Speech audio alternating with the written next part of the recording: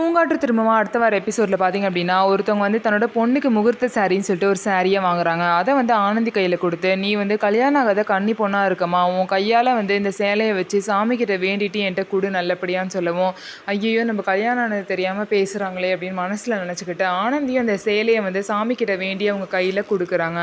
அதுக்கப்புறம் பார்த்தீங்க அப்படின்னா இந்த மாதிரி குமரனோட ஃப்ரெண்டு வந்து உனக்கும் ஆனந்திக்கும் வந்து ரொம்பவே ராசிலாம் நல்லா இருக்குது, நீ சீக்கிரமாகவே ஆனந்தி கிட்ட போய் அவங்க கிட்ட உன்னோட காதலை சொல்லிடுன்னு சொல்கிறாங்க. சரி அப்படின்னு சொல்லிட்டு குமரன்னு சொல்கிறாங்க.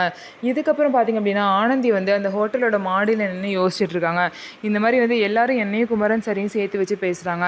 இதனால அவர் தான் ஆசையை வளர்த்துட்டு இருக்க போகிறாரு. குமரன் சரிக்கிட்ட நமக்கு கல்யாணம் ஆயிடுச்சு அப்படிங்கிற விஷயத்த சொல்லிடலான்னு சொல்லிட்டு ஆனந்தி முடிவு பண்ணிட்டாங்க. அதே நேரம் ஆனந்தி கிட்ட குமரன் வந்து தன்னோட காதலை சொல்லலாம் அப்படின்னு சொல்லிட்டு மாடிக்கு வராங்க. ஸோ யார் வந்து முதல்ல எதை சொல்ல போகிறாங்க, ஆனந்தி உண்மையை சொல்ல போகிறாங்களா, அதுக்கு முன்னாடி குமரன் அவங்களோட லவ்வை சொல்ல போகிறாங்களா அப்படிங்கிறத வெயிட் பண்ணி பார்க்கலாம்.